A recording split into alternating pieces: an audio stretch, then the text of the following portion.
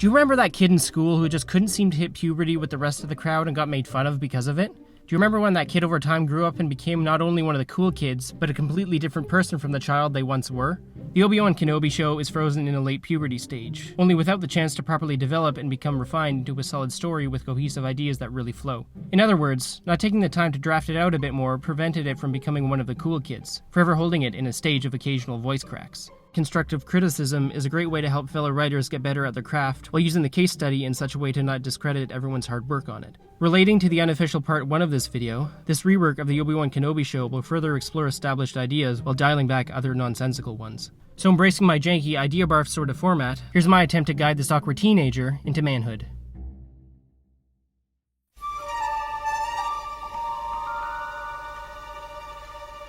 A decade after Revenge of the Sith, Ben Kenobi dreams of his history with Anakin, recapping their life with sprinkled in scenes from the Clone Wars. Order 66 creeps in, briefly introducing a young Reva who hides from Vader as he cuts down Jedi in the temple. Finishing off the recap, Yoda tells Kenobi about Master Qui-Gon and the path to immortality.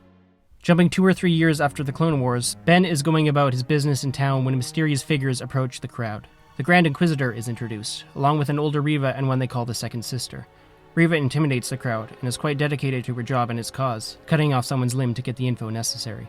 The Grand Inquisitor tells them to fan out and find the nearby Jedi, mentioning they mustn't disappoint Lord Vader.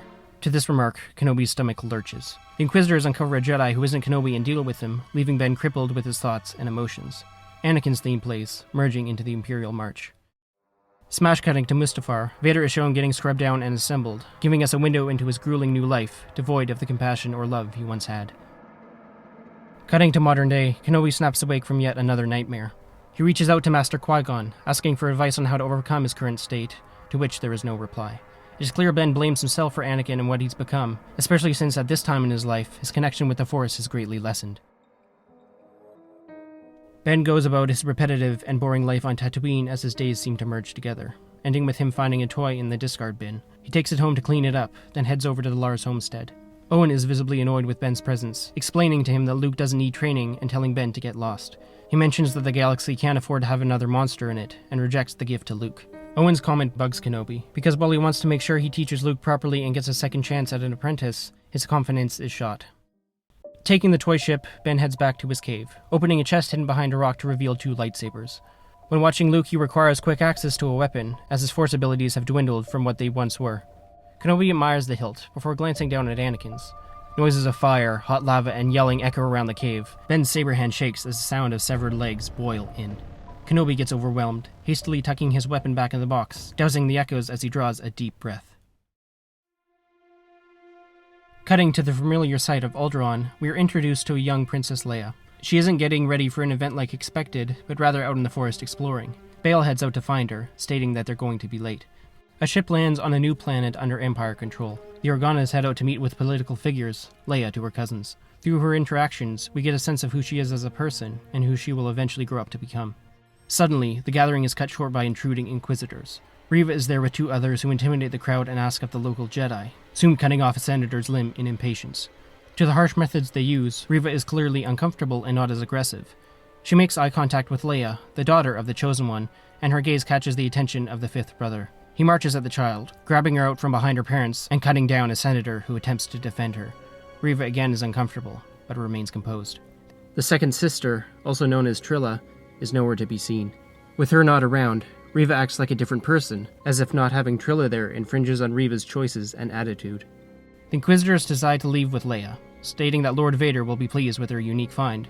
They feel something is different with her, being whose biological daughter she is.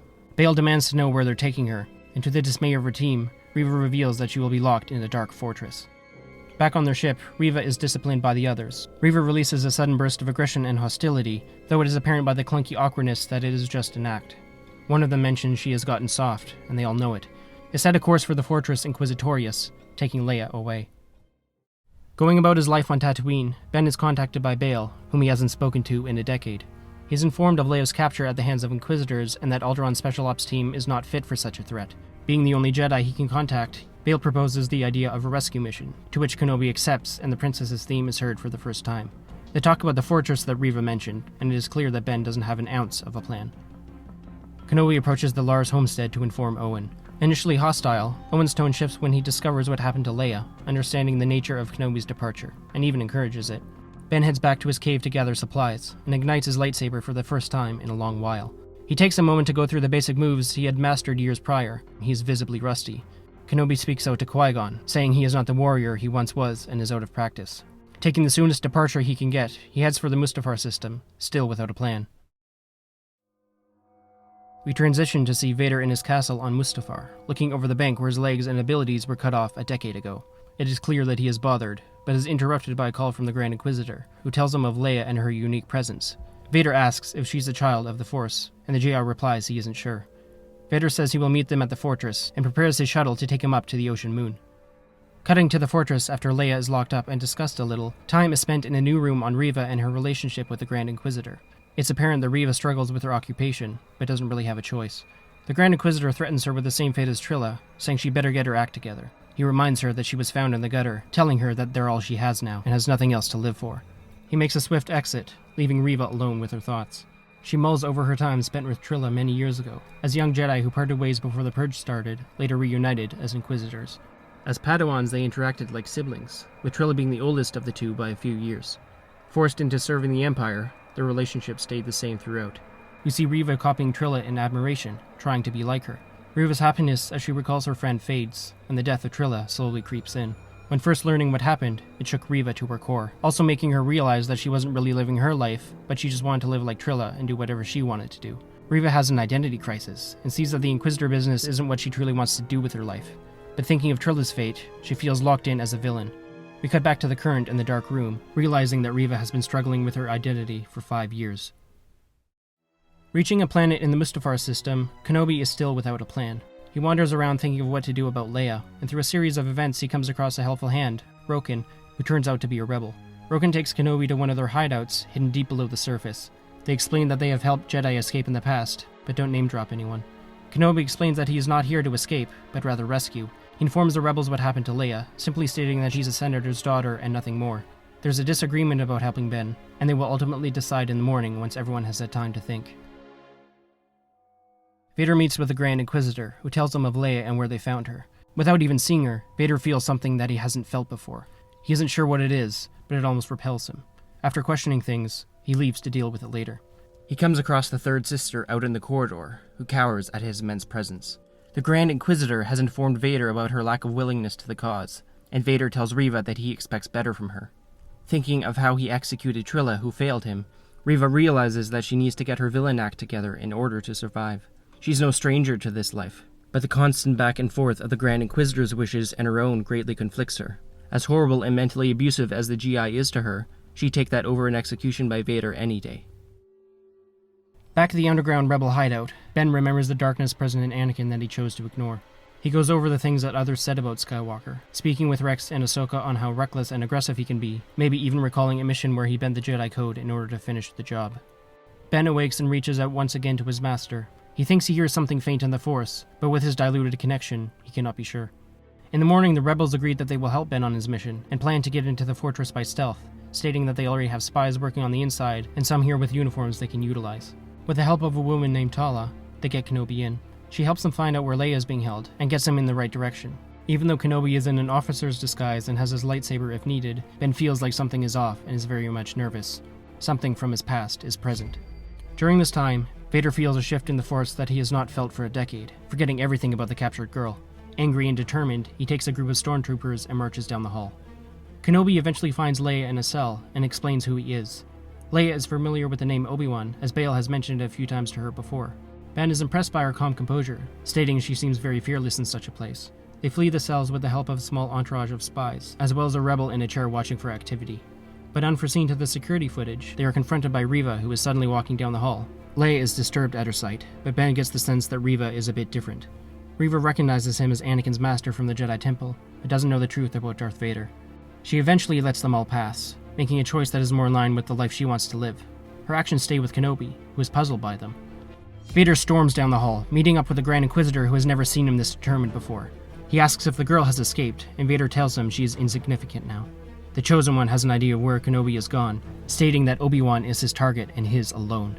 Heading for the escape ship, Kenobi is crushed by a sudden feeling. The entourage of spies and Leia don't know what's going on, but Ben knows who's here, and tells Trilla to take Leia to safety, as simply being here has jeopardized the mission on a whole new level. He tells them that they may need backup, and to be ready on the comms if things go south. After fighting off the initial shock and running down corridors to divert Vader from Leia, Kenobi comes face to face with his fallen apprentice. Vader has been waiting years for this rematch, and goes all out. Kenobi can barely keep up, very much out of practice. The Imperial March overtakes the soundtrack as Vader toys with Kenobi, stating that he has gotten sloppy and he expected far better from him. The fight takes them out onto the landing bay, where Trilla and the others have Leia hiding in a supply crate, thus hiding her sight from the fight unfolding. Vader eventually ignites a fire on deck, making Kenobi suffer as he did. At this time, rebel ships enter the scene, causing a great distraction and allowing Roken to reach Ben and get him out of there and onto a ship. Vader is so occupied with rebel crossfire that he cannot do anything, but counts 2 identical ships leaving, Kenobi in one of them. Imperial support pushes the rebel forces back, allowing Vader a chance to force grab one of the leaving ships. He rips it to the ground, finding only foot soldiers and no Kenobi, who is safe aboard an identical one, exiting the atmosphere. Angry, Vader shoves the wrong ship into the raging sea, storming inside and decimating a few Imperials along the way. A burnt Kenobi is in bad shape, swimming in and out of consciousness as the rebel ships head to the planet Jabeam, where their larger base is. During his time in a Bacta tank, Obi-Wan has fierce visions of Vader and who he's become. He sees him causing terror across the galaxy, and the images become far more intense than anything he has ever experienced. Just when Kenobi has had enough, a voice from the Force reaches out, Master Qui-Gon. Kenobi slowly calms himself. His master encourages him to train hard and face Vader again, this time on his own terms. Only by facing his troubles head-on will he be able to live a life devoid of harsh recollections. Now on the mend, Ben speaks with Leia in a quiet moment where she asks about her birth parents. Kenobi speaks about Anakin, though not by name, and how fearless he was. Leia says it sounds like someone she knows, a friend of her adoptive father who helped her in a time of great need. Kenobi chuckles and says that he's far from fearless, and has his own issues to work out. He tells Leia that he knows what he has to do, but gets held back sometimes. Leia tells him not to be afraid, and to be fearless like her birth father. Wrapping up with the rebels, Kenobi thanks them for their efforts and their sacrifice. He says farewell to Roken and to Trilla, taking Leia back home to complete his mission. He reunites her with her parents, who Ben hasn't seen in person for a decade. Bail is ecstatic and thanks Kenobi for his help. They talk a bit more, and Ben eventually decides he must head home to Tatooine. In the Fortress Inquisitorius, Reva is forced to immerse herself in the dark side. The Grand Inquisitor and others are pleased with her progress, but she herself is the exact opposite. Her social status increases, and she is no longer treated like a lesser Inquisitor. But the more Reva strays from the light, the more miserable she becomes, and maybe even wishes for Vader's red blade. We catch up with Vader, who is on Mustafar again, wandering the shores where he dueled his master. He stares down at the very shore where it ended, and voices trickle in along with familiar music. Kenobi's echoing voice says that he was his brother, and that he loved him. But something else happens. Vader envisions himself winning that duel, watching a new version where he slices Kenobi's legs off to have him tumble towards the lava below. Vader sees himself holding Obi-Wan over the fiery river, hearing him yell as the flames sear his skin. All the while, the current version of the Chosen One stands on the shore alone, now ablaze from the heat around him. He simply forces the fire off his suit which can handle the intensity, slowly walking back up toward his castle. After living for a while on Tatooine, deeper and more vivid nightmares plague Kenobi's mind night after night. He gets to the point where he truly wants out, and decides to try and confront his fears, this time on his own terms. By talking with Qui-Gon, he gradually gets his abilities back and shakes the rust off. By the end, Kenobi isn't as powerful as he once was, not yet, but is still very much a Jedi Master again. A broken rendition of Across the Stars plays as Vader hangs in his Bacta tank, perhaps thinking about the life he once had, and how full of love it was. Interrupting, Vader is informed of an incoming message, and gets into his cold and uncomfortable suit once more. On the holoprojector, Obi-Wan challenges him to a rematch in a pre-recorded message, naming a planet on the edge of the Mustafar system, which we'll call Jahaf. He says he's on the outskirts of a town, and will be waiting. Vader naturally jumps at the opportunity, ordering his shuttle and mentioning he's going alone. The Grand Inquisitor, Reva, and a few others patrol the streets of Jahaf, investigating rebel activity that could be connected to the Kenobi incident. They split into pairs and search the area. Reva is with the Grand Inquisitor as they use cruel methods to interrogate. When she shows strength, he takes her down a lesser-used alley, complimenting Reva on embracing the dark side and becoming who she is meant to be. But Reva is at her breaking point, and in her miserable state, tells him that she doesn't want to be an Inquisitor any longer. With her boldness, she challenges her commanding officer, wanting to kill him and break free of her dark path. They duel, and the Grand Inquisitor goes easy on her at first, but Reva taps into her anger caused by one man, one organization, and stabs him in the stomach. The Grand Inquisitor lay motionless in the alley, and Reva dashes off discarding her lightsaber, scared of what she's become to gain her freedom. Kenobi stands amongst the tall rocks as a shuttle lands, Darth Vader marching out to meet him. After a quick verbal exchange, they duel with Battle of the Heroes and other familiar music playing. Obi-Wan is now skilled enough to stand his ground, but Vader's rage is more powerful. After a long back and forth, Obi-Wan throws out statements to try and get into Anakin's head, allowing him to damage his breathing apparatus and take a chunk from his helmet. The face below catches Kenobi off guard. He breaks down and apologizes for not being a better master, and that he ignored the signs along the way instead of guiding Anakin properly. He blames himself for Anakin's turn. He states he wants his brother back, and offers him help. Vader rejects him, telling Obi-Wan that it was he who killed Skywalker, not Kenobi. Obi-Wan is hit with a new revelation, and states that his friend is then truly dead. He can do nothing now but begin to walk away, unable to end him then and there. Vader calls out the name Obi-Wan in anger, stopping Ben in his tracks. He turns to face him with tearful eyes, saying he's sorry that Vader has chosen a path devoid of love. Hate grows in Vader's eyes, and with a powerful shove, Kenobi flies back into the dark of the surroundings and disappears. Out cold, Ben thinks of all the great times he had with Anakin. It soon morphs into Order 66, with Vader stating that Kenobi didn't kill Anakin Skywalker. He did. Ben awakes against the rock, bruised and hurting, but is now somewhat relieved. Qui-Gon speaks to him, saying that he was a wonderful master and a good friend to Anakin, but there was nothing he could have done to prevent his turn. Kenobi seeks Vader, but he's gone. Grabbing his lightsaber, Ben heads back into town with a limp. Approaching his ship, he is met by a distraught Reva. Kenobi recognizes her from the fortress a while ago, and they get to talking, discovering that they are both starting a new path away from what caused them so much pain. Ben eventually invites Reva aboard, who accepts and says she is an Inquisitor no more. In the secluded alley, the Grand Inquisitor is found by the others, alive and injured, but full of anger. He cannot recall what happened exactly, but knows Reva is gone. The fifth brother helps him get to his feet, and they head back to their ship in seek of aid. The Grand Inquisitor states that Reva was found in the gutter, and to it she shall return. On their way to another planet, Kenobi and Reva talk about their lives, finding that they have many commonalities between them. Vader and the Inquisitors are brought up, but Obi-Wan doesn't tell Reva that Vader is his fallen apprentice. After discussing the Jedi, Inquisitors, and free will, they touch down at their destination. Ben gives her the ship and wishes her all the best on her new path, wherever that may lead her. Ben watches as she flies off, then heads over to public transport bound for Alderaan. Stormtroopers occupy the ground as a white shuttle lands. Vader slowly walks out, heading for some stone stairs that lead to a rectangle.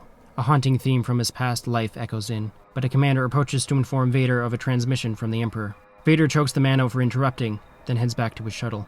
Palpatine senses conflict in his apprentice and tells him to deal with it immediately as he is needed elsewhere. Saying that he only serves the Emperor, Vader's white shuttle takes off, leaving behind a grave at Theed Palace, Naboo. Padmé's resting place is finally revealed as Across the Stars plays, not nearly as lively as it once was. Kenobi touches down on Alderaan, meeting with the Organas and Leia who greet him. He thanks her for helping him conquer his fears, and tells Leia that she'll make a wonderful leader someday. Ben speaks with her about her birth parents, and the qualities that she inherited from them.